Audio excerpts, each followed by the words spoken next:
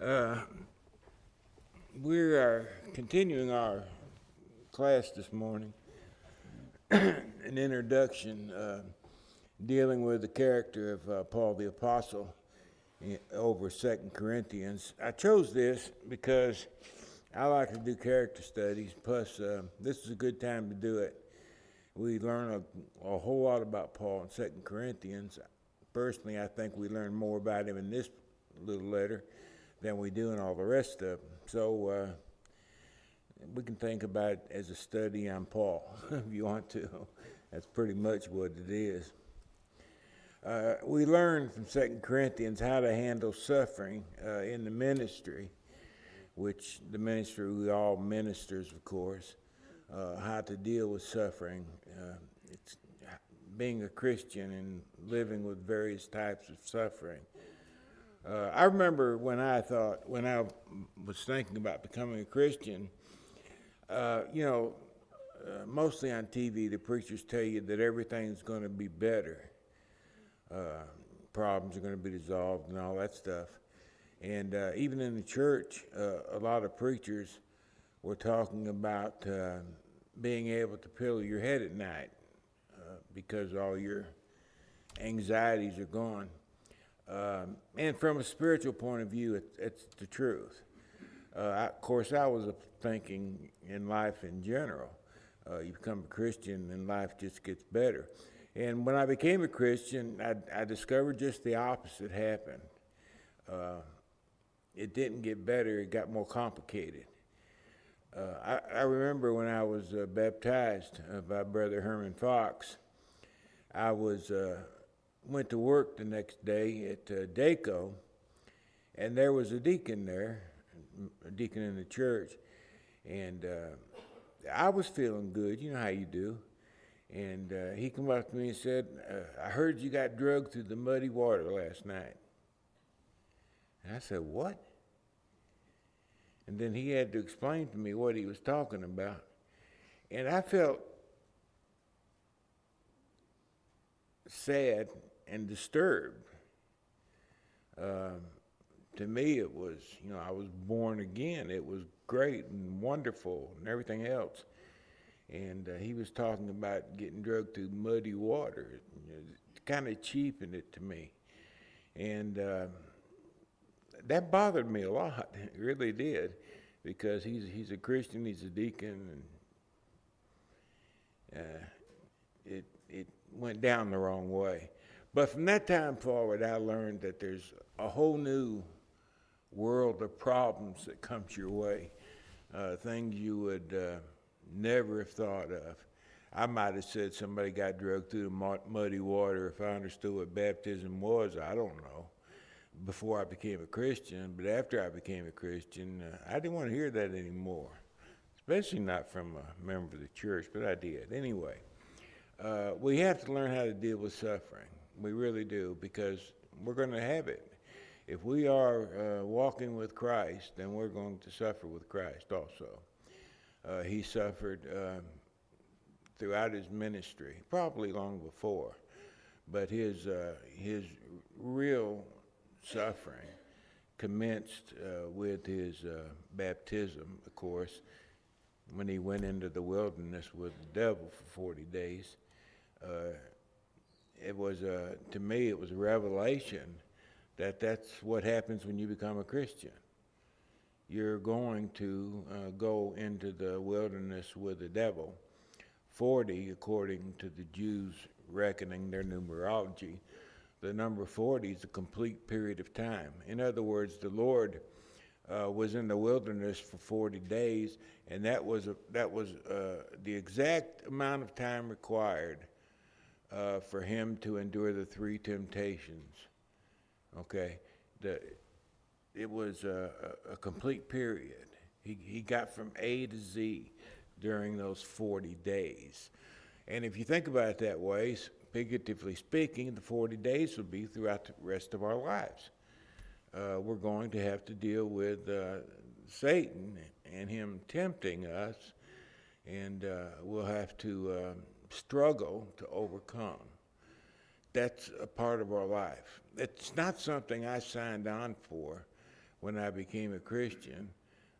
Now that I know that it is and why it is to help me become stronger spiritually, it's okay. I can deal with it, and we take these things one day at a time.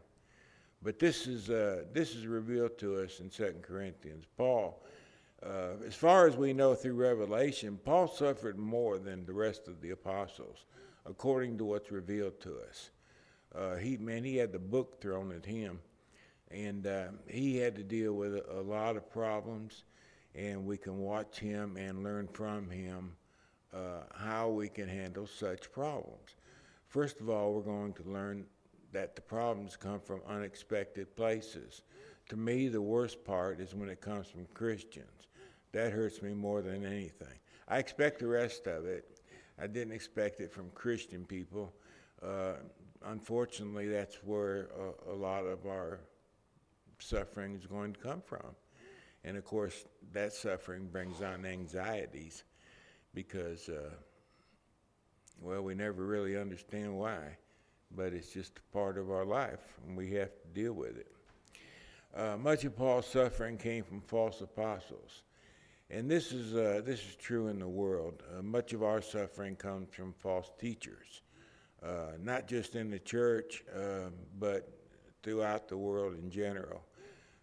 Denominationalism, the very idea of a denomination of the Church of Christ, is a revelation that it's not true.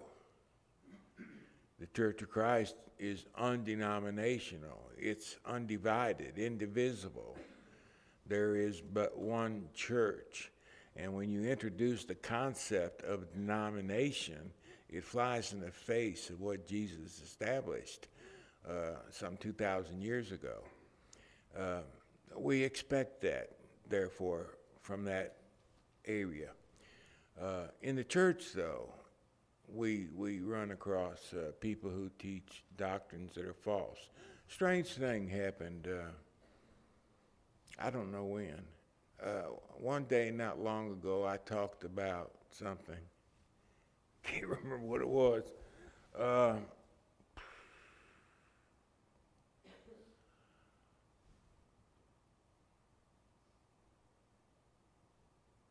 Oh, gee, I forgot what it was. BR, you remember? Wake up. You remember? Huh? No, it was something.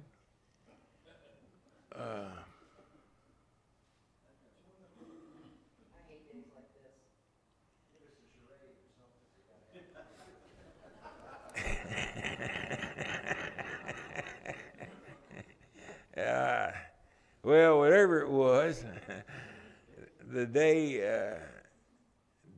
I preached about that, there was a preacher up in Livingston who said just the opposite of what I said. We hit it on the same day. We both talked about the same thing. I took one position, he took the opposite. And I don't remember what it was. Donnie, do you remember? Somebody put me on that. Did you, honey? What was it about? It was about heaven, about how the earth will turn into heaven. Okay, heaven on earth. I don't know if you remember any better than I do, but I talked about heaven would not be on earth. It's a figurative statement. Heaven and earth is a description of heaven and with God. And that's what I taught. And this brother up in Livingston, he taught that heaven will be on earth. We came from different quarters. I was shocked, but not as much as I used to be shocked. But there are different things you have to contend with, even in a church. You run into these problems, and it's difficult. Paul said in verse 12 of 2 Corinthians 11, "What I do, I will also continue to do, that I may cut off the opportunity from those," now notice, "who desire an opportunity to be regarded just as we, the apostles, are." Okay? There were some people who desired to be an apostle. And Paul said, I'm doing what I'm doing, boasting, what he calls a boast. I call it defending for the faith. But he felt like he was boasting. He said, I'm doing this because I have to deal with those who desire an opportunity to be regarded just as the apostles are in the things of which they boast. They boast about being apostles. They weren't apostles, of course, but they were trying to put it forth that they were. And they were in the church at Corinth, and they were disrupting the church because, well, some people believed they were telling the truth, and then there were those people who weren't sure if they were telling the truth or not, and the church was just confused. And Paul said, this is the reason I'm having to boast, is to get the truth across. He had to talk about his credentials, which he tried not to do, but he had to on this occasion.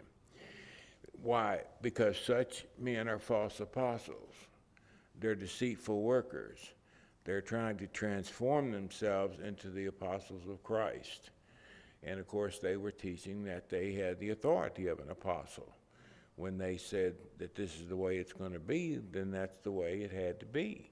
The apostles were given the responsibility of making known the will of God. So these guys that took it upon themselves that they were an apostle. And Paul said, I'm having to boast, explain my credentials, because these guys are dangerous. They can lead you astray, and they will lead you astray if you don't understand exactly who these characters are. The truth has to be defended. It always has to be defended. You can't just let the truth hang out there. Heaven is not going to be on earth. And I don't want you to believe that. I'm going to do everything in my power to keep you from believing that, because heaven's going to be in heaven. It's where God resides. I go, Jesus said, to prepare a place for you. Why? Because in my Father's house there are many mansions. I go to where the Father is so I can prepare a mansion there for you. Heaven's in heaven. And I don't want you to believe something that's not true. The guy that I'm thinking of, he brought up the fact that it's not a fatal error if he's wrong. And this is something we need to understand about fatal errors. All of us are ignorant to some degree, and all of us believe things that's not correct. We may believe a lie to be true, or we may not be able to accept truth. We're not to the point where we can embrace the truth. Well, some things that we believe that may not be true, it's not a fatal error. In other words, we're not going to lose our soul. We're not going to lose our soul because we're ignorant about some things. The Lord loves us, and he's not going to let that happen. He knows we have to grow up in Christ, and he gives us time to do it. And in our ignorance, grace abounds, okay? So there are some things that are not fatal errors, and some things are fatal errors. When it comes down to doctrine, those things that affect salvation, that is a fatal error. If you teach that salvation is by faith only, that's a fatal error. The Lord will not extend grace in such a case. A person, he may for a bit, he may for a season, but when the opportunity is provided that a person can know the truth and they simply refuse to accept the truth, then most definitely it will become a fatal error. Let me give you a case in point. Apollos, he went to the city of Ephesus, And while he was there, he taught the people that they had to be baptized. And he baptized them in harmony with John the Baptizer's baptism. Okay, he did it in the name of John the Baptizer. He baptized them. Well, he was wrong. Well, Aquila and Priscilla, they came along, and they were sitting there one day, and they heard Apollos preach that. And they, whoa. And they took him aside, and they said, look, dude, you are not preaching what's right. And they explained to him that Jesus Christ, he died on the cross to pay for our sins. And he is the king of the kingdom. And he sets the law. The law that John lived under was one thing. The law today is something entirely different. And today we preach baptism in the name of Jesus. And that is being cleansed by his blood. John baptized in anticipation of the blood of Christ. But in the name of Jesus, we baptize into the blood of Christ. So it's a very different situation. If Apollos would have died before he came to know the truth, would he have perished for his false preaching? I don't think so. What I understand of the Lord, that's where grace comes in. A person can be ignorant, especially during a transition period like they were living in. A person can be ignorant of the truth because they haven't had the opportunity to know the truth. And they might live accordingly. But the thing becomes, when the time comes that the truth is presented to them, when Aquila and Priscilla took Apollos aside and explained to him that we live under the lordship of Jesus the Christ, he had to make a decision. Was he going to believe the truth, or was he going to save face and keep preaching what he'd been preaching?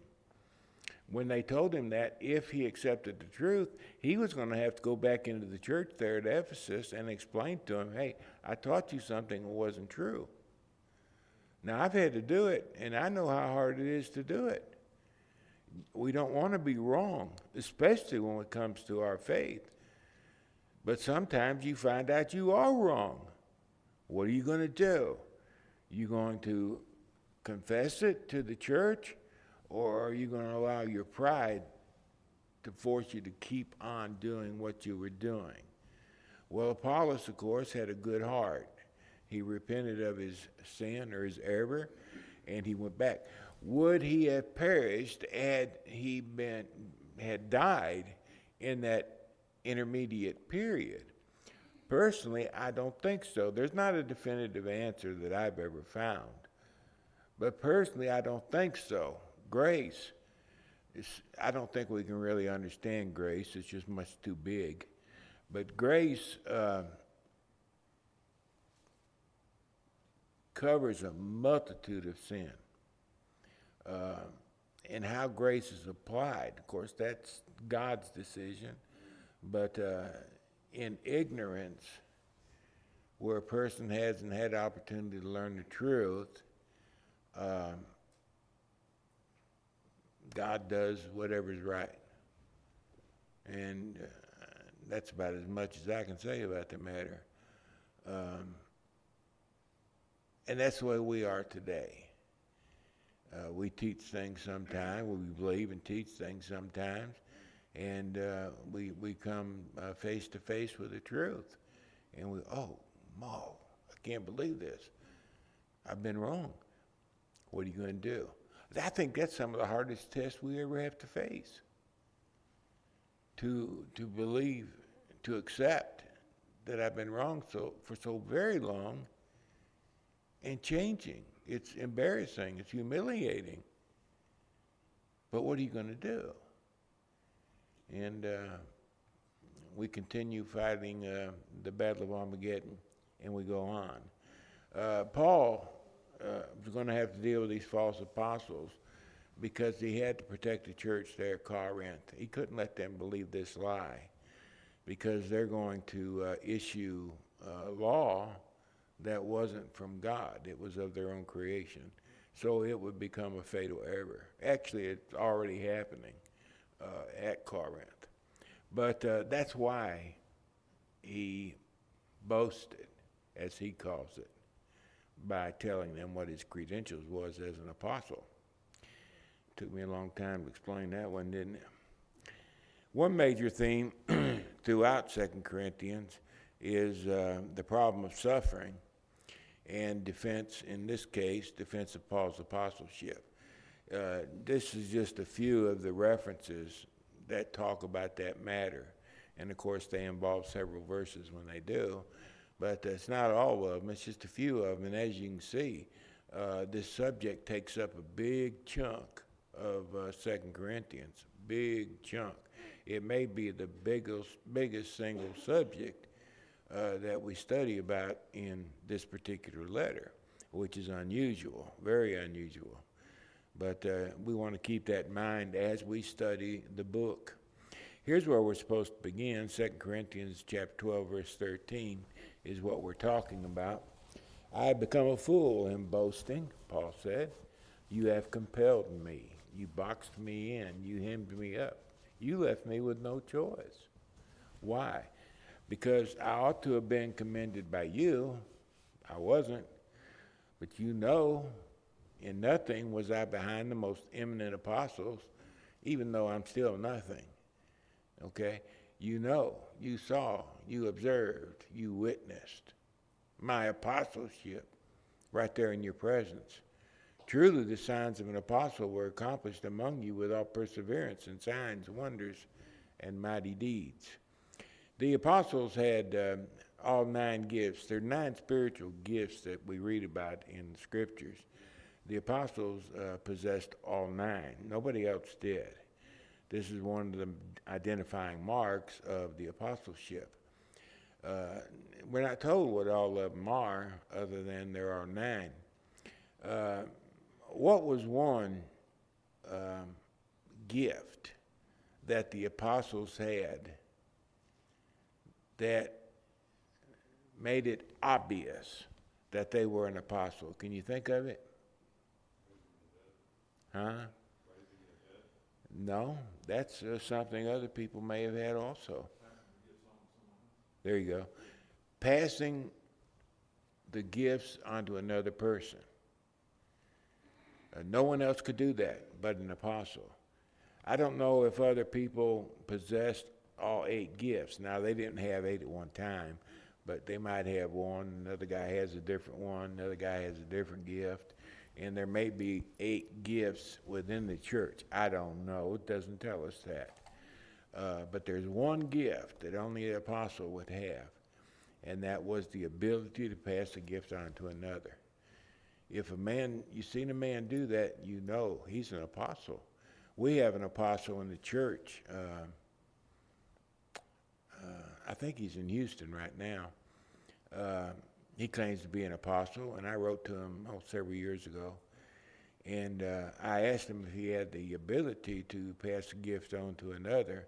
I never got an answer, but I'm sure the answer would have been no.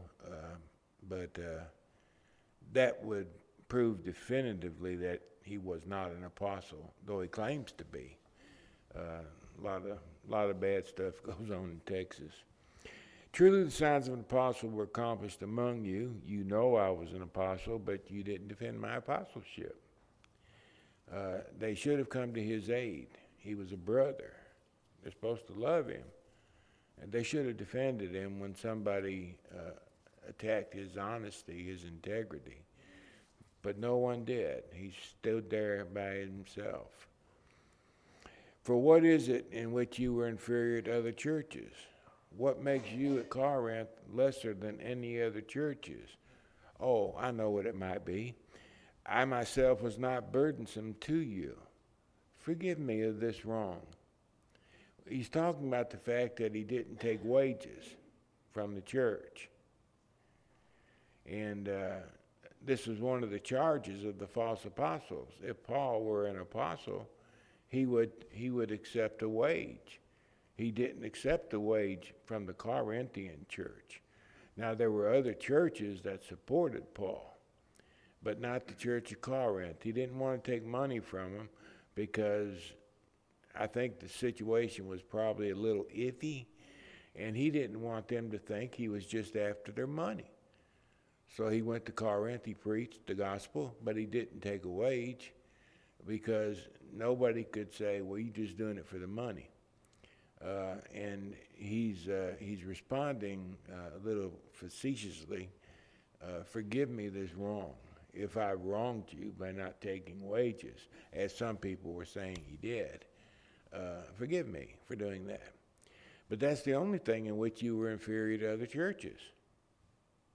And they had to admit that was true. They had everything other churches had, except they didn't have to pay the preacher. The word boasting appears at least 29 times in this letter. It was a problem for Paul. He hated it. He hated the notion of boasting. He hated it, he hated it, he hated it. And he talks about it time and again. It's something he tried to avoid. He was a very prominent figure in Judaism. He was a celebrated man. His future was going to be very eloquent. And he left all that behind. He gave it up, threw it away. Why? It didn't matter. The only thing that mattered to him was serving God. That's all he had on his mind. And he could turn his back on all that stuff. It didn't bother him a lick. And he kept on walking with God to the best of his ability. And he didn't want to boast now as though he were some great thing. In his mind, he was the chief of sinners. He was the one that persecuted Christians. He had blood on his hands. How many women's hair was in his hands when he drug one out of their house and took them to a prison? We have no way of knowing. But since he was the principal persecutor, we might suppose that Paul had been involved in a lot of nasty things. And that you don't get over that stuff. You don't get over that. Every time you stand up in front of a crowd, you wonder if somebody's there that you mistreated, or if their folks are there. It's got to be on your mind all the time. And if you have that on your mind all the time, you can't get the big head because you're the chief of sinners. How does the chief of sinners get the big head? He didn't want to boast. He really did not want to boast, but he had to because somebody had to defend him. And the people of Corinth weren't going to. So he had to do it himself, not to save his reputation, but for their salvation. If they gave up on him as an apostle and turned to the false apostles, they're going to lose their souls. And he couldn't let that happen, so he talks about his disdain for boasting and the fact that he had to do it. In chapter 11 and verse 4, he said, if he who comes preaches another Jesus to you all, or if you receive a different spirit than what I presented to you all, or if you hear a different gospel, which really is no gospel at all, but there are some people who do teach a different gospel, or so they call it. I'm afraid you may well put up with it. What happens? They're going to lose their soul.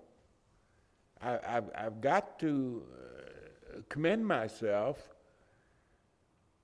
because I'm afraid you may lose your soul if I don't. In chapter 12 and verse 11, he said, I ought to have been commended by you. You ought to have defended me.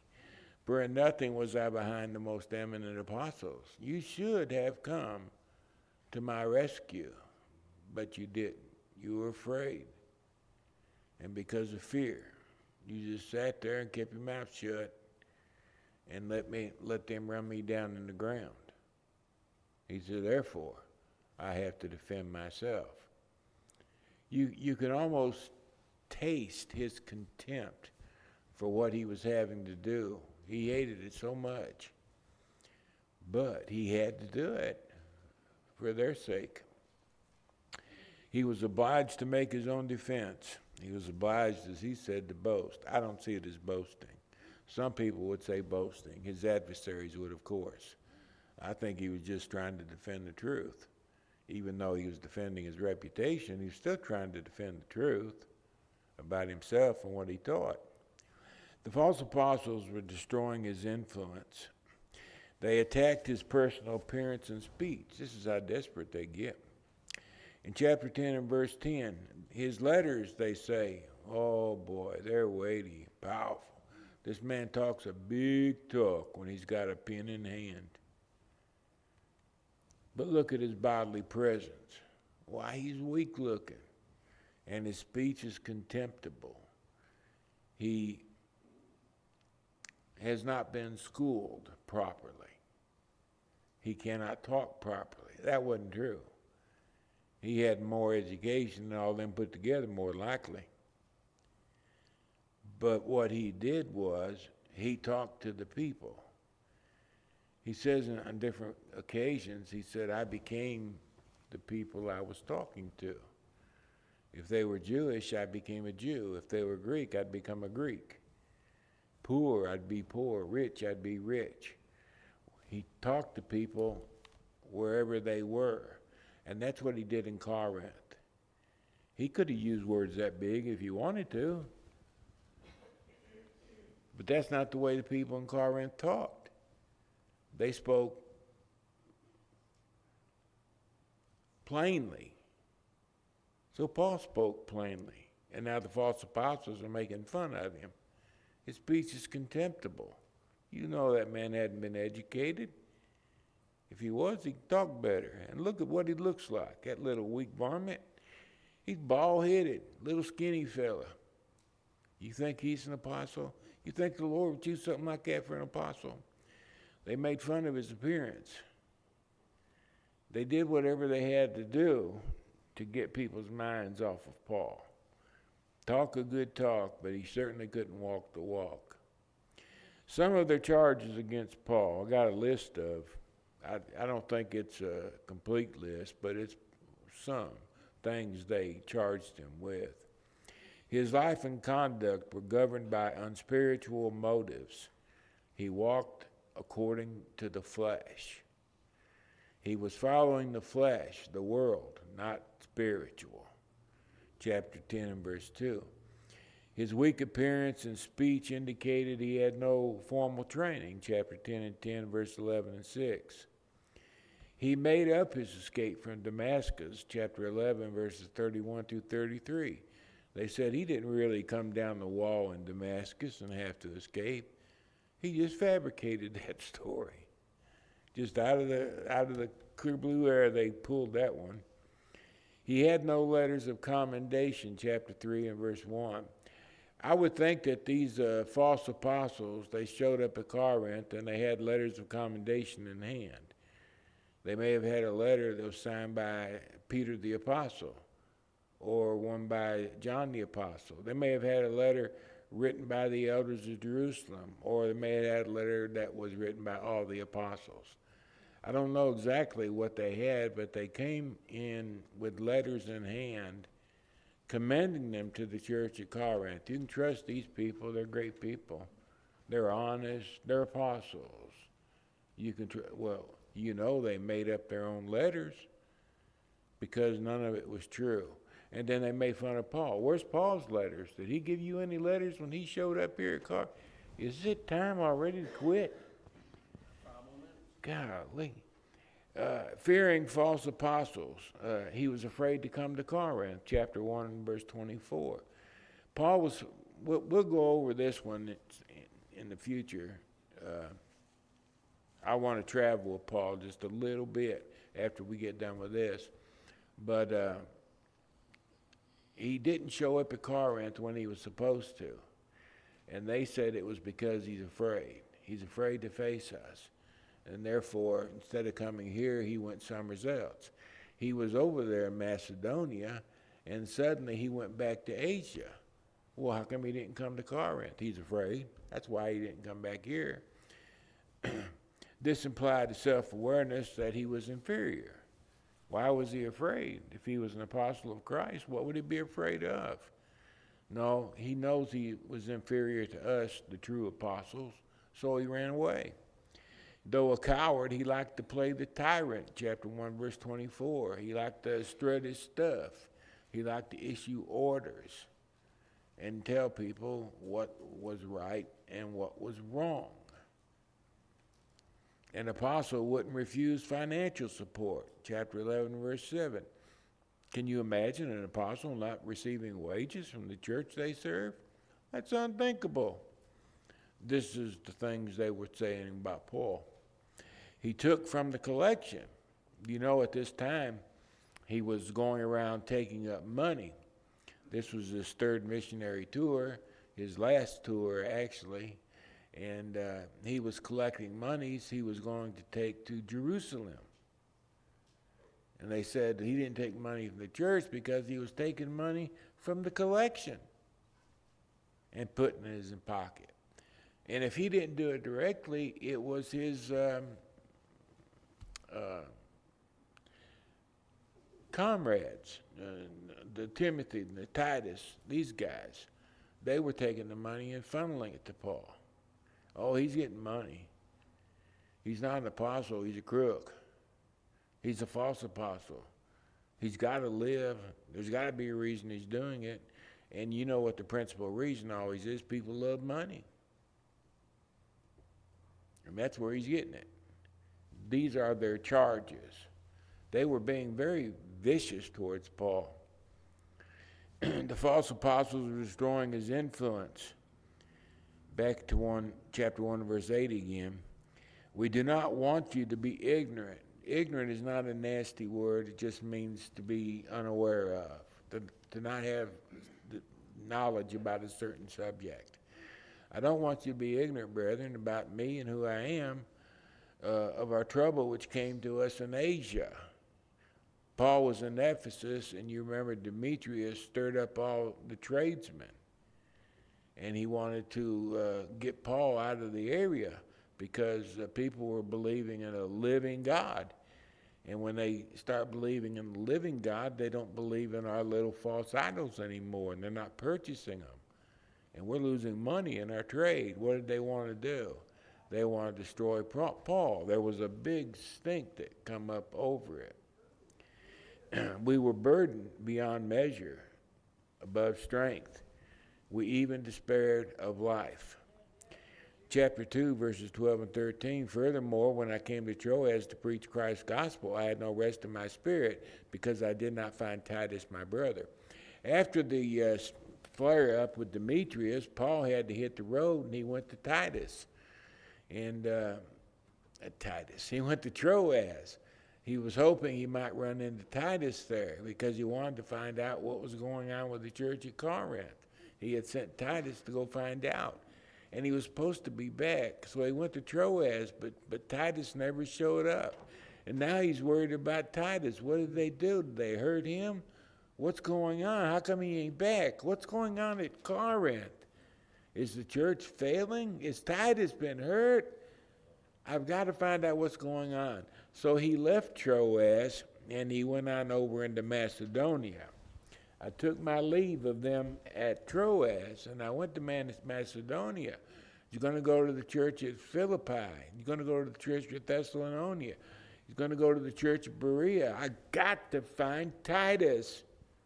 He did, eventually. But it was in Macedonia when he found Titus. Paul's whole world was falling apart right before his eyes. And he was probably stressed beyond belief. Well, he says himself, let me back up one there. We were burdened beyond measure. I can't tell you how much this is bearing on me. It's above my strength level. I'm failing under the pressure. I despaired of life. I would rather be dead as to be going through what I'm going through. It was a terrible time for Paul at the time he was writing these particular epistles. Indeed, when we came to Macedonia, our bodies had no rest. We didn't get any rest there. I found Titus, but as far as the persecution, no, it wasn't letting up at all. It was horrible at this time. And it was just a bad time for Paul. We'll talk about that in more detail. We'll travel with him a little bit and see what happened wherever he was. I think it's interesting. I hope you do as well when we get there.